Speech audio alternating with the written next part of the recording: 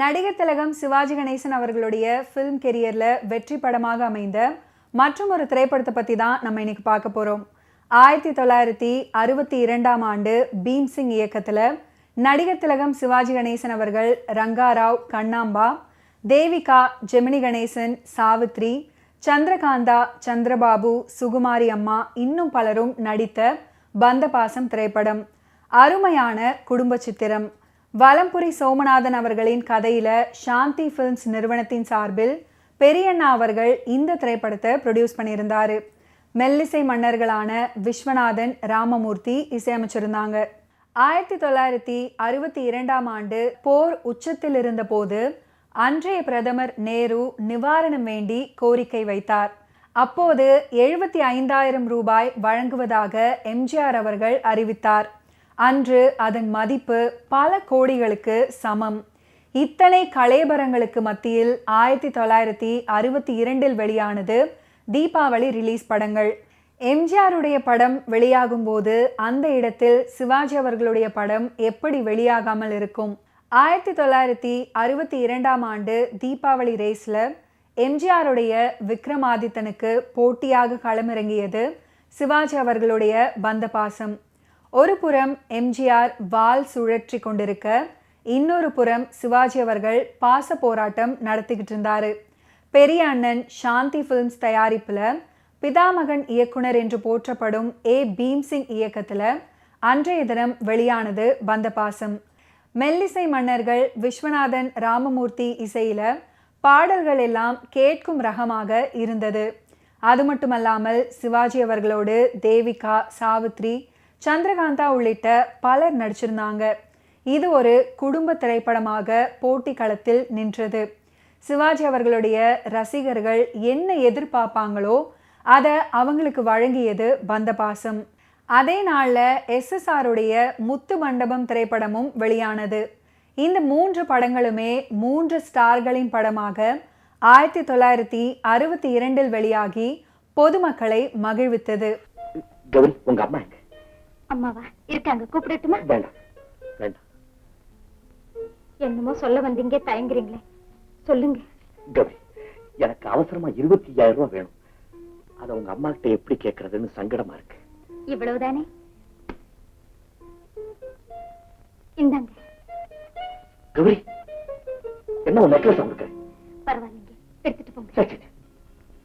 இந்தாங்க தம்பி, அவசர தேவைக்கு நகையை விட பணம் தான் உடனடியா உபயோகப்படும். வாங்கிக்கங்க. வாங்கிக்கங்க.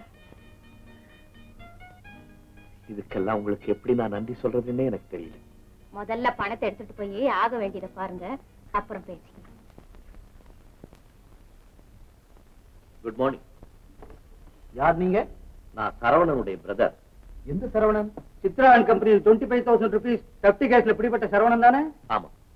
என் தம்பி குற்றவாளி இல்லைன்னு நிரூபிக்க நான் கோர்ட்ல வாதாட போறேன். அது வரைக்கும் 25,000 ரூபாய் ரொக்க ஜாமீன்ல என் தம்பியை நீங்க விடுதலை செய்யணும். ட்ரெஷரியில பணம் கட்டிட்டேன். இதோ செல்லான் கொண்டு வந்திருக்கேன்.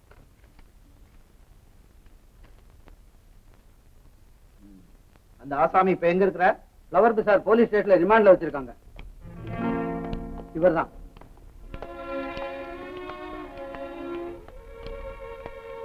தம்பி,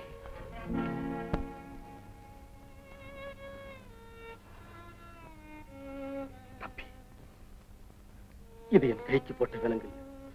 குடும்ப கௌரவம்னு சொல்லுவீங்களே, அந்த கௌரவத்துக்கு போட்ட விலங்கு. தம்பி, இந்த மாதிரி ஒரு நிலைமை ஏற்படக்கூடாதுங்கிறதுக்காக நான் எவ்வளவு முயற்சி பண்ணேன். ஆனா கொஞ்சம் லேட்டா போயிடுச்சு. உங்களை ஜாமீன்ல விடுதலை செஞ்சிருக்கு. ஹேண்ட்கப்ஸ் எடுப்பா. ஜாமீன்லையா? ஆமா, நான் தான் ஏற்பாடு பண்ணேன். உங்களை புரிஞ்சுக்கவே முடியலன்னா சரி, வா போகலாம். தொழிலதிபர் விஸ்வநாதன் பிள்ளைக்கு 2 மகன்கள். மூத்த மகன் பார்த்திபன், இளைய மகன் சரவணன். சரவணனை பணக்கார பெண்ணான பூங்கொடி காதலிப்பாள். இதற்கிடையில் விஸ்வநாதன் பிள்ளை அவர்களுடைய வியாபாரம் நஷ்டமடைந்து செல்வங்களை இழக்கிறாரு. வேதனை அடைந்த விஸ்வநாதன் பிள்ளை நோய்வாய்ப்பட்டு படுத்த படுக்கையாக கிடக்கிறாரு. அதனால மகன்கள் 2 பேரும் வேலைக்கு போக நேருகிறது. சரவணனுக்கு ஒரு ஆபீஸ்ல மேனேஜர் பதவி கிடைக்கிறது. பார்த்திபனுக்கு ஒரு பிரபல பத்திரிகையில் கதை எழுத வாய்ப்பும் அங்கு உதவி ஆசிரியராக பணியாற்றும் மனோன்மணியின் காதலும் கிடைக்கிறது. ஆனால் காதலை கைவிட்டுவிட்டு ஒரு ஊனமுற்ற பணக்கார பெண்ணை திருமணம் பண்ணிக்கிட்டு குடும்ப கடனை தீர்க்க வழி செய்கிறாரு பார்த்திபன். பந்தபாசம் திரைப்படத்துல நடிகர் திலகம் சிவாஜி கணேசன் அவர்கள் பார்த்திபன் அப்படின்ற கேரக்டர்ல நடிச்சிருப்பாரு. சிவாஜி கணேசன் அவர்களுடைய உருக்கமான நடிப்பு படத்துக்கு உயிர் கொடுத்திருக்கும் அப்படின்னு சொன்னா அதை யாராலையும் மறுக்க முடியாது.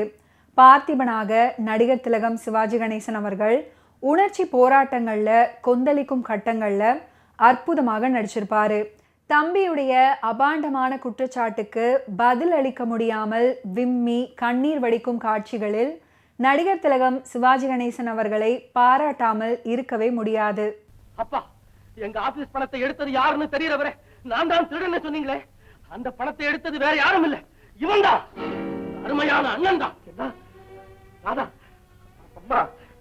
நானா பணத்தை எடுத்தேன்? அப்பா, இவன் செய்த எவ்வளவோ குற்றங்களை இதுவரைக்கும் நான் மறைச்சு வச்சேன்.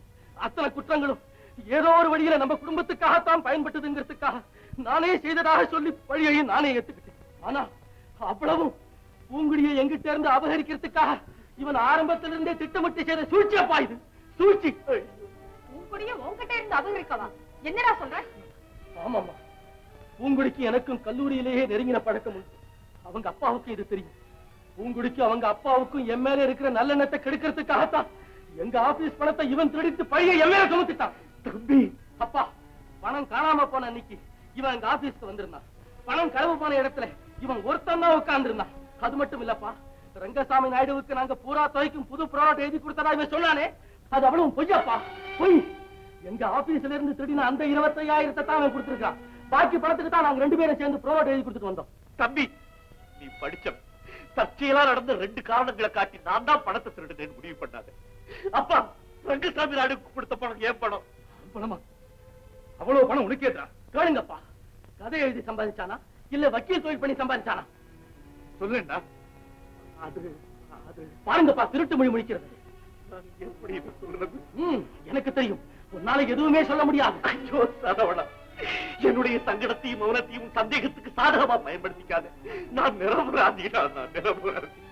நீ நிரபராதியா இருந்தா அந்த பணம் வந்த வழியை சொல்ல ஏன்டா இந்த தயக்கம்? நேர்மையான முறையில நீ இந்த பணத்தை சம்பாதிச்சிருந்தா ரங்கசாமி நாயுடு கிட்ட கொடுத்த அன்னைக்கு ஏன் என்கிட்ட சொல்லல? அப்பா, தயவு செஞ்சு அந்த பணத்தை பத்தி கேட்காதீங்கப்பா, என்னால சொல்ல முடியாது. திருட சொன்ன நானா கேட்க கூடாது? அப்படின்னா நீதான் அந்த பணத்தை திருடி இருக்க. இல்லப்பா, ஐயோ பார்த்திபா, உத்தமமான பிள்ளைன்னு உன்னை நினைச்சுக்கிட்டு இருந்தோம் மேடம். நீ இப்படி எங்க உயிரையே துடிக்க வச்சுடி. ஒண்ணும் தெரியாத அப்பாவியான சரவண மனது உன்னால நான் எவ்வளவு புண்பட்டு. ஏண்டா, கூட பிறந்த தம்பிங்கிற பாசம் கூடவா உனக்கு அத்து போச்சு? அடவனவா அவனை சித்திரவதை பண்ணிருக்கீடா. அந்த துரோகிட்ட என்ன பேச வேண்டியது? உன் முகத்துல முழிக்கிறதே எங்களை பாவண்டா. எங்களை விட்டு எங்கேயாவது வெளியே வரக்காதீங்க. அப்பா, பிரிஞ்சு என்னால வாழ முடியாதுப்பா. நம்ம குடும்பம் நல்லா இருக்கணும், நாம எல்லாரும் ஒத்துமையா இருக்கணும்னு நான் பாடுபட்டு வீடாக்கி நிற்கிறேன். என் வேலை குற்றம் இல்லை, தம்பி வேலை குற்றம் இல்லை. அம்மா, நான் சொல்றதை கேளு. நகைச்சுவை நடிகர் சந்திரபாபு அவர்களுடைய நகைச்சுவை நடிப்பு படத்துக்கு பெரிய பலம் அப்படின்னு தான் சொல்லணும். அவருடைய அங்க அசைவுகளும் முகபாவங்களும் பல காட்சிகளில் பிரமாதமாக அமைஞ்சிருக்கும். பந்தபாசம் திரைப்படத்தில் நடிகர் JP சந்திரபாபு மற்றும் நடிகை சுகுமாரி 2 பேருமே நடித்த அற்புதமான காமெடி பாடல் தான் எப்போ வச்சுக்கலாம் எப்படி வச்சுக்கலாம் அப்படின்ற பாடல். இந்த நகைச்சுவை மிக்க பாடல் வரிகளை எழுதியவர் கவிஞர் மாயவநாதன் அவர்கள். பாடலை JP சந்திரபாபு அவர்களே பாடியிருப்பாரு.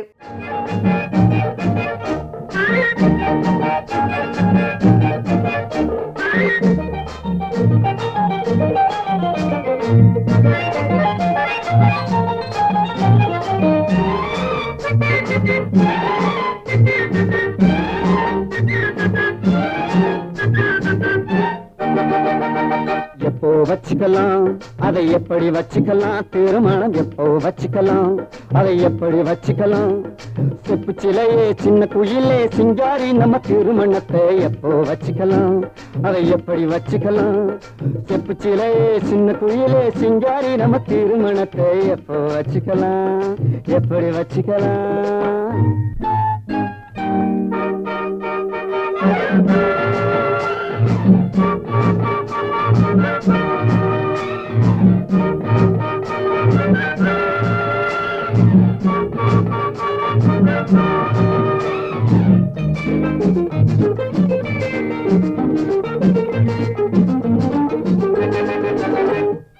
பதிவு செய்வோமா அதையே உறுதி செய்வோமா, பதிவு செய்வோமா அதையே உறுதி செய்வோமா, பட பழனிவேலன் தலைமையிலே நடத்தி கொள்வோமா, முன்னே உள்ள முறைப்படியே கண்ணே உண்டு கழுத்தினிலே நானே உனக்கு தாலி எடுத்து முடிச்சு போடவா,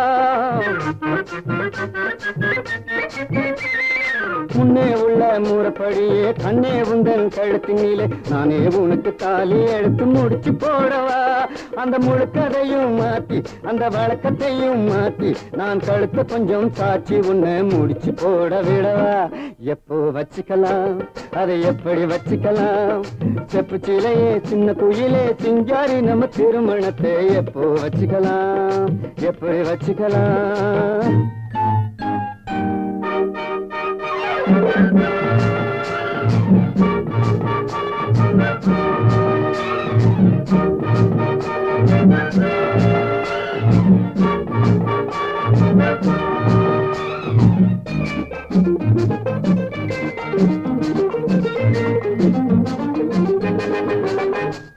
செலவு இல்லாம நமக்கு சிரமம் இல்லாம, செலவு இல்லாம நமக்கு சிரமம் இல்லாம ரொம்ப சிம்பிளாக சிக்கனமா நடத்தி கொள்வோமா, மடி நிறைய பணம் இருந்தும் மனசுக்குள்ளே பயம் இருக்கு, ஆனா உன்னை கண்ட போது அதுவும் மறையுது,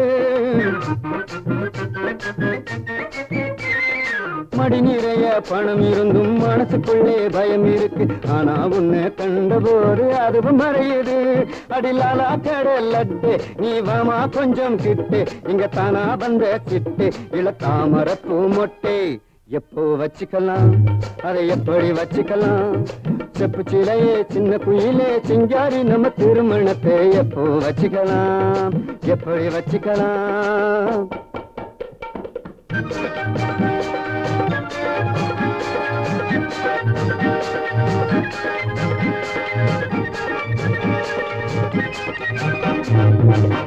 பந்த பாசம் திரைப்படத்துல நடிகை தேவிகா மனோன்மணி கதாபாத்திரத்துல நடிச்சிருப்பாங்க. அவங்களுடைய நடிப்பும் படத்துல பாராட்டும்படி அமைஞ்சிருக்கும். உதவி ஆசிரியை மனோன்மணியை பார்க்கணும். உள்ள இருக்காங்க.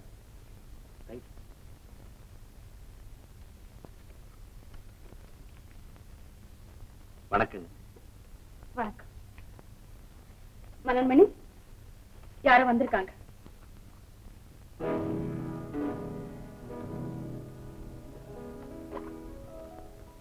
வணக்கம். வணக்கம். நான் அப்பா ரூமுக்கு போயிட்டு வரேன். என்ன எதுக்கா பார்க்க வந்தீங்க? நான் உங்களை பார்க்க வரலீங்களே, உதவி ஆசிரியை பார்க்கலான்னு வந்தேன். அது நீங்க தான் இப்பதான் தெரிஞ்சுக்கிட்டேன். வேணும்னே வந்துட்டு புதுரா போடுறீங்க. என்ன பார்க்க வேண்டிய அவசியம்? இப்படி படபடன்னு பேசுனீங்கன்னா எப்படி? நான் இந்த பக்கம் உட்கார்ந்து பேசலாங்களா? அனாவசியமா வரவங்களை உட்கார்றதுக்கு இது ரயில்வே வெயிட்டிங் ரூம் இல்ல. நீங்க ஒரு தடவை எனக்கு லெட்டர் எழுதிருக்கீங்க, அதை வச்சுதான் உங்களை பார்த்துட்டு போலான்னு வந்தேன். என்ன? நான் உங்களுக்கு லெட்டர் போட்டேனா? ஆமா. ஏதாவது கனவு கண்டீங்களா? இல்லீங்களா? இது பாருங்க.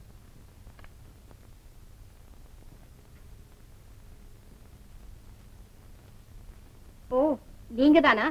நீங்க கதை எழுதுவீங்கன்னு நான் எதிர்பார்க்கவே இல்லை. வாலிபால் ஆடுவேன்னு எதிர்பார்த்திருப்பீங்க. உங்க விருப்பம் தெரியாம நான் கதை எழுத ஆரம்பிச்சுட்டேன். கடிதம் போட்டதுக்கு கதை அனுப்பிச்சிட்டீங்க. அப்படியே இங்க வந்தீங்க? இல்ல, கதைகள் உங்களுக்கு பிடிச்சிருக்கா, அது எப்ப பிரசுரமாகவும் தெரிஞ்சுக்கிட்டு போலான்னு வந்தேன். கதைகள்லாம் நல்லாதான் இருக்கு. இந்த பாராட்டுதல கொஞ்சம் அன்போட சொல்லக்கூடாதுங்களா? முன்பின் தெரியாதவங்க கிட்ட அன்பு செலுத்துற வழக்கம் எனக்கு கிடையாது. சாரிங்க, வரணுங்க. மிஸ்டர், என்னங்க? வந்தது வந்தீங்க, ஆசிரியரை பார்த்துட்டு போங்க. சார், இவர்தான் மிஸ்டர் பார்த்திபன். ஓ, வணக்கம். வணக்கம். பரவாயில்ல, உட்காருங்க. இதுதான் என் மகன் பூங்கொடி. நான் முதல்லயே பார்த்துட்டேன்ப்பா. நீங்க அனுப்பி இருந்த 10 கதைகளும் முத்து கதைகள். உங்களுடைய நல்ல எதிர்காலத்துக்கு அந்த கதைகளே போதுமான அத்தாட்சி. உங்களுடைய பாராட்டுதலுக்கு என்னுடைய நன்றி.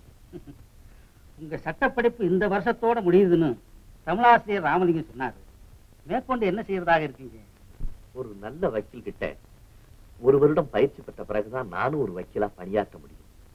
ஆனா இப்ப எங்க குடும்பம் இருக்கிற வறுமை நிலையில 1 மாதம் கூட என்னால வருமானம் இல்லாம காலம் தள்ள முடியாது. மன்னிக்கணும். உங்க ஆபீஸ்ல ஏதாவது ஆள் தேவையா இருந்தா எந்த வேலையானாலும் சரி நான் செய்ய தயாரா இருக்கேன். காலத்தையும் பணத்தையும் செலவழிச்சு ஒரு பெரிய படிப்பை படிச்ச பிறகு அதனுடைய பலனை அனுபவிக்காம விடுறது புத்திசாலிகளுக்கு அழகல்ல. இந்த மாதிரி சந்தர்ப்பத்துல தான் பல சோதனைகள் ஏற்படும். நாம தளரக்கூடாது. அட்வொகேட் ரங்காச்சாரி என்னுடைய நெருங்கிய நண்பர். நான் அவர்கிட்ட உங்களை பத்தி சொல்றேன். நீங்க நாளையில இருந்து ட்ரைனிங் எடுத்துக்கோங்க. என்னுடைய குடும்ப நிலைமை அந்த கவலை உங்களுக்கு வேண்டாம். வாரத்துக்கு ஒரு கதை எழுதி நம்ம கலைமன்றத்துக்கு அனுப்புங்க. மாதம் 200 ரூபாய் கொடுக்க சொல்றேன். நீங்கதான் என்னுடைய கண்கண்ட தெய்வம். உங்களை போன்ற கலைஞர்களுடைய முன்னேற்றம் தான் தமிழனுடைய வளர்ச்சி. மனோன்மணி, கேஷியர்கிட்ட சொல்லி இவர் இதுவரை அனுப்பியிருந்த கதைகளுக்கு 500 ரூபாய் கொடுக்க சொல்றேன். ரொம்ப நன்றி சார். வாங்க.